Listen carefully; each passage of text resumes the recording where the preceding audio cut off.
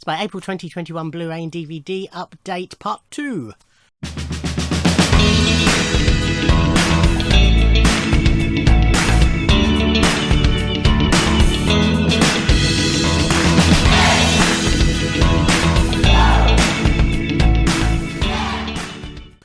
Ahoy everybody, and welcome to a continuation of the look at the DVDs and Blu-rays I've been watching over the last few months.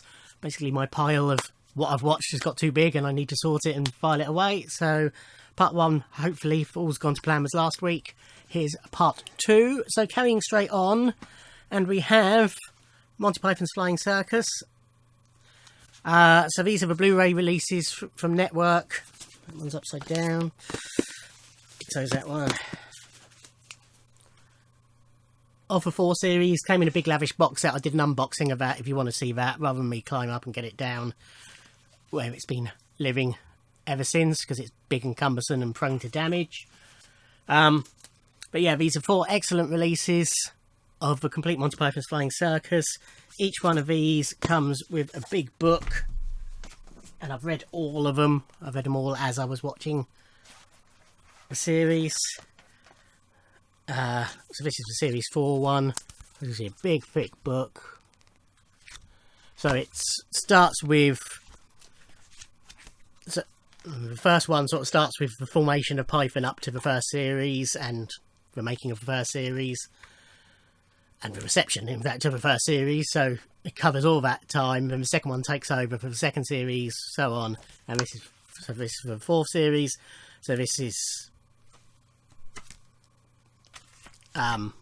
basically 1973, 1974, what led to the series being made, especially with this one, you know, the issues about who was going to be in it, etc.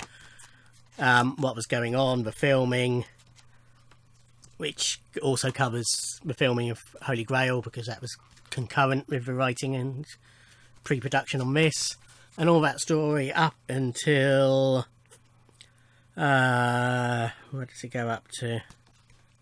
In fact, it's a little pressy at the end of it of sort of what happened after Series 4, so it brings it more or less up to date.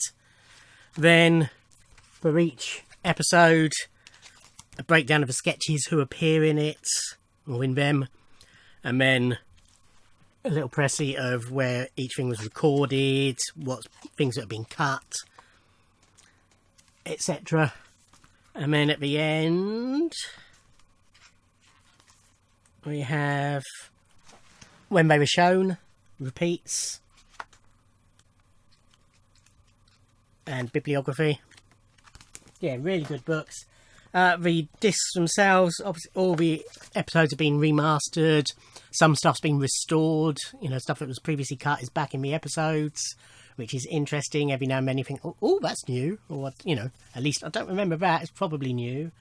And then there's deleted scenes, which are normally extended versions of sketches on these as well. And there's some other material, some interview material, contemporaneous ones from the time, and also some short films they made for companies, not adverts, but corporate films, that's the word I was looking for.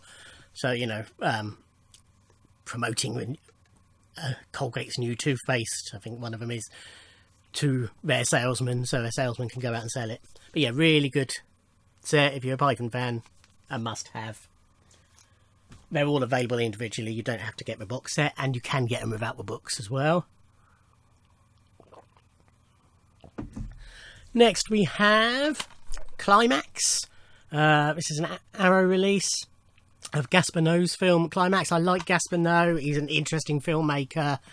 He's very brave. You know, he'll you know, his film Love's got explicit sex in it. His film Irreversible is all about a rape, and he's very violent. And you know, he's not afraid to show reality, if you like, but also in quite a hyper stylized way. This was interesting. I didn't know that much about it going into it, but I enjoyed it. So it's set basically, there's a group of young dancers and they're... Sorry, I've got a bit... Because my computer's just rebooted itself in the background. I don't know why. Well, it's not even done a full reboot. Anyway, it doesn't matter. Yeah, it's a group of dancers who have been put together for a production, and they've done their last rehearsal. And you see that last rehearsal, and then they're having a little party to celebrate, and somebody spikes the drink, and they all start hallucinating, and it all gets really weird and, again, violent and a bit sexual, and yeah, it's really... Anyway, I personally got really gripped by it, and, you know, wanted to know what was happening and how it was affecting different people, and yeah, enjoyed might not be the word, but yeah, enjoyed that a lot. Quite a few extras on here as well, as it's an Arrow release, but yes. Another Arrow release, this is Candyman. So this is the horror film starring Tony Todd as the Candyman, Virginia Madsen. So Virginia is writing a thesis about urban legends, one of which is the Candyman, who allegedly, if you stand in front of a mirror and say Candyman 5 times, will appear and kill you. There's rumour, of course, being an urban legend, but it isn't an urban legend and it is true. And she's investigating and stupidly says Candyman 5 times. And sure enough, turns out it is true. He starts killing people and sort of framing her for it. And what I enjoyed much about it is that it's very psychological, and it's as much about her... It's not her mental breakdown, but her perceived mental breakdown and the effect of that on her relationships and her life. But we all know, obviously, that it's actually true. Yeah, really good. It's DVD, Charlie Says. So this is a film about Charles Manson murders, starring Matt Smith as Charles Manson, Hannah Murray, Susie Bacon, Marion Rendon and Chase Crawford. So as I say, it's about the Charles Manson murders. So Hannah Murray plays Leslie Van Houten, who, together with Patricia Krenwinkel and Susan Atkins, are in prison for their part in the Manson murders. And they've been assigned a new counsellor. And so the story's sort of told in flashbacks from their dealings with this counsellor, and it flashes between the two timelines. But the primary focus is how Hannah Murray's character gets involved with the Manson family, and then through that, eventually through to the murders. But yeah, excellent performances all around. Matt Smith, very good as Charles Manson. Good film. Enjoyed it a lot. Caligula. So I have shown a long time ago a DVD box set of Caligula with the various versions in it. In one of the Arrow sales, I decided to pick it up on Blu-ray. So this only contains the uncut version, which is pretty much the full version. There is a slightly longer version, I think, but this has sort of got everything that it is notorious for in here. All the sex, all the violence. On the DVD of this, there's a load of the extras as well that were in the box set. But it's a Blu-ray and DVD set. But yeah, it's a very strange film, and it doesn't work entirely. But it's fascinating. Every time I watch it, I watch it. I'm not on my phone or anything like that. It holds the attention. Yeah. So that's why I got it on Blu-ray, basically. Another Arrow release, as was that. I don't know if I mentioned that, but Black Moon Rising. This was good. Yeah, this was... I really didn't know what to come into this with. All I knew was that Linda Hamilton was in it and Tommy Lee Jones. Two people who I like a lot. And basically a supercar has been built, goes over 300 miles per hour, It gets stolen by a group of carjackers led by Linda Hamilton, who's working for a big nasty boss, played by Robert Vaughn, whose headquarters are in some newly built skyscrapers with, you know, really tight securities in it. Tommy Lee Jones plays Sam Quint, who's a thief who works for the government but sort of double crosses them and steals a floppy disk full of information which he hides in the car, because he's on the run and he sees this car at a gas station, but he's not filling up the car at the gas station, but filling up the trailer it was on, and he sort of hides it behind the number plate of this new supercar. So he wants the car back anyway. He then gets hired by the people who own the car to get the car back. He falls in with Linda Hamilton, who's disillusioned, and they fall in love, etc. And yeah, it's really good. Enjoyed that a lot. Another Arrow. This is Crimes of Passion. This is another film that I had on DVD, but I enjoy it a fair bit. It's a Ken Russell film. It is very much a Ken Russell film. It's very stylised, very soundtrack dominant, but it's a good soundtrack. It's by Rick Wakeman. I do actually own a signed copy of a CD of the soundtrack. So Kathleen Turner is a prostitute who is also a fashion designer. So by day she's a fashion designer, by night she's China Blue, a prostitute. A psychopathic priest who probably isn't a priest, played by Anthony Perkins, is besotted with her and wants to both have her and kill her.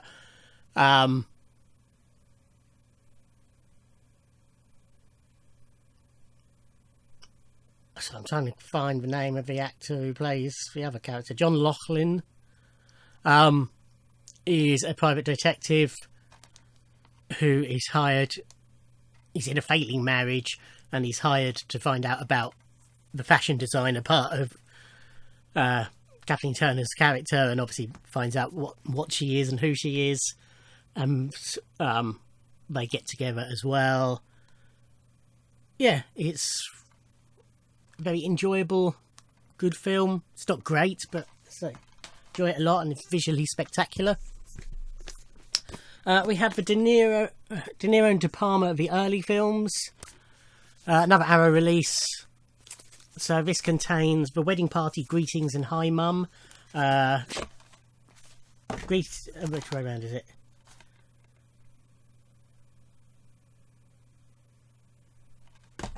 Let's get this right way around. Yeah, so Greetings and The Wedding Party. It's a reversible sleeve. Are on one disc. On one disc in one case. And then Hi Mum is in a separate one. So I primarily got this because I'm a big fan of Brian De Palma. So Wedding Party was his first film, and it's about a wedding party in America. The groom and a couple of his friends, one of whom is played by Robert De Niro, turn up in advance and meet the family, and it's this huge great family, and it's all very eccentric and very strange, and it's a comedy, and it's okay, but it's not particularly funny. It's definitely an early student-y type of film, but it's okay. Greetings was his third film, I think. Yes. And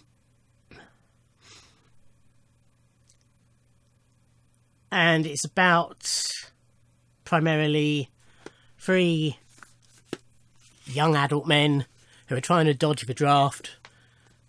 And one of them's a big JFK conspiracy nut. And Robert De Niro is a voyeuristic filmmaker. And it's just a story of them. And again, it's primarily a comedy. It's not hilarious. It's funnier than The Wedding Party. But it certainly holds your attention. I mean, Hi Mum is sort of a sequel to Greetings.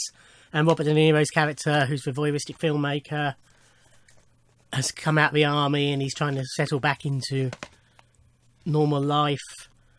And he gets sucked into this, they call it on here a theatre project, but it's sort of living theatre.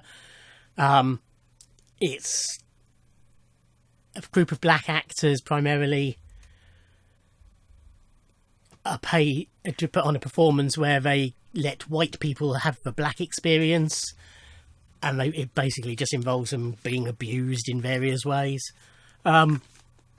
Yeah, a strange film, but again, fairly enjoyable. None of it their best work, but if you don't mind a bit avant-garde sort of stuff, it's okay. Next up, we have a Criterion release. This is Desert Hearts. This was a film I saw years ago on BBC Two and really liked, and never just got round to getting it on any format. So eventually, it was in Criterion sale on Zavvi, I think. So I snapped it up. I'm not a huge fan of the Criterion range. Not the film, the films. If you like the films, you like the films, and so I have a few because of the films that I like. But I just don't think they're great releases. They got those stupid booklets. What's wrong with a few staples? And I don't like their menus either. But anyway, they're not terrible, but for meant to be the prestige range. Never done it for me. I've got a few of the US releases as well, and same applies. Anyway, back to the film. So, Vivian, played by Helen Shaver, is an East Coast professor who travels to Reno to file for divorce from her husband. She stays in a it's not even a boarding house, but does it say on here? How do they describe it on here? They don't. He stays in this house where various women tend to be put up anyway. And the daughter of the woman who runs it, or the stepdaughter to be precise, is played by Patricia Charbonneau, who's a rebellious, free spirit type character, and they end up falling in love and getting involved. And it's pretty much a love story, but a complicated love story. Really good. Red Dwarf, Series 1 to 8, Blu-ray box set. This is pretty basic. You've got the booklets are just what the contents are. It does contain the Body Snatcher disc, which was a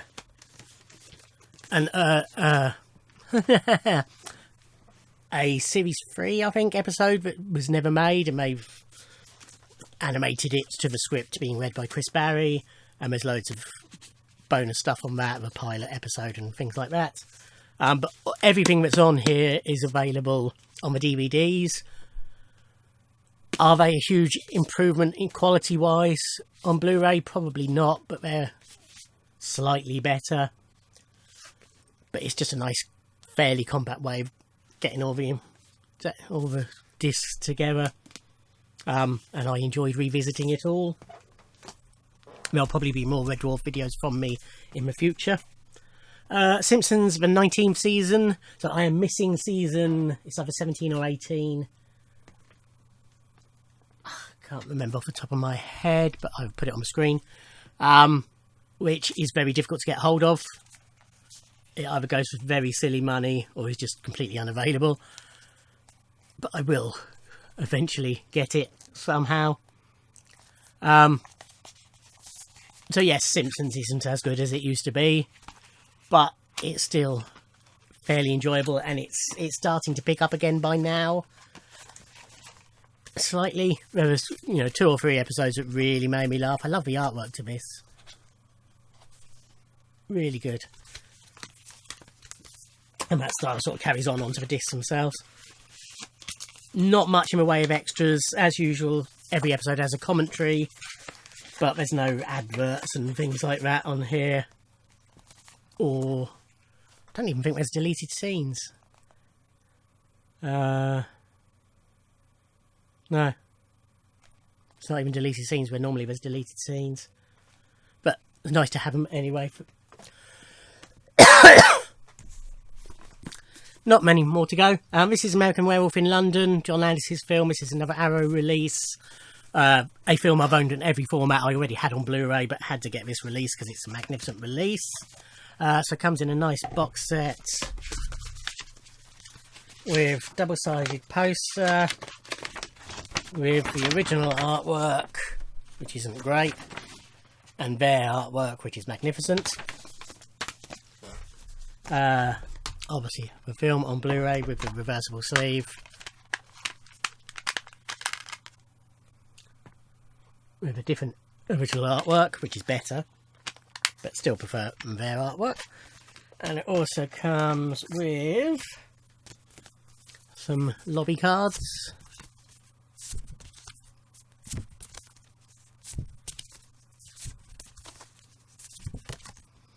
So when I met David Norton, I prayed they would have that image, except the full version with the hand in front of him to sign, and they didn't. I was so annoyed by that. So I thought they even had that picture as his poster above it, you know, to say who he was and where he was. It also comes with a nice booklet all about the film, various articles, lots of nice pictures, loads of extras on the discs, including the full length. Trying to see if it says how long it is. No, but the feature length Forever Moon making of, and loads of other stuff about werewolves and about this particular film and all sorts. Excellent release of a magnificent film. 12 Monkeys, Terry Gilliam's film, but I've always, obviously as a Python fan, I love Terry Gilliam and I enjoy a lot of his films, but a lot of them I've just sort of looked at and thought, don't really bother me whether I see that or not. So I never really saw 12 Monkeys, much as I like Bruce Willis. It was a mistake leaving it that long. It is a magnificent film. Really enjoyed it. So Bruce Willis is sent from a future to after a deadly virus has wiped out half the world. It was quite interesting watching this at the current time. He's sent back from the future to try and prevent this virus being unleashed. It's a very complicated story and, timey-wimey, etc. But yeah, excellent film, 12 Monkeys. This is the current war. So this is a film about the race to electrify America, basically, between Thomas Edison and George Westinghouse. So Benedict Cumberbatch plays Edison, Michael Shannon plays Westinghouse. Tuppence Middleton's in it, which again was I say again, refer to part one. I think, yes, this was my main reason for wanting this. I actually have a spare copy of this because I was given 2 copies of it for Christmas. Yeah, very interesting, very well done, kept my attention throughout. Tom Holland's in it as well. Catherine Waterston as well, and Tom Holland, Nicholas Hoult as Tesla. Yeah, interesting, entertaining. Another copy of Prince's Sign of the Times. This is the 101 films release. Basically, I'll get every release of this that I can as a collector and as a Prince fan and somebody who loves this film. So it's, if you don't know, it is a concert film from a Sign of the Times tour, although it is largely filmed after the event at Paisley Park using a soundtrack from a Rotterdam show. There's a few shots, but most of the footage wasn't good enough for the film. It wasn't close enough. So he remounted the show at Paisley Park. A decent enough release, but there's no extras. Sound-wise, it's in stereo PCM and surround sound, but there is no way of actually toggling between them from the menu. I presume it just detected what you were capable of, because it played in DTS fine through my surround sound. But I presume if you've only got stereo, it detects that. Art cards that came with it, which are pretty much the same art cards that came with a big German box set that I've shown previously. But yeah, and nice that it's in a purple case. I just noticed it's just being split. These did just fall over, so it probably happened then.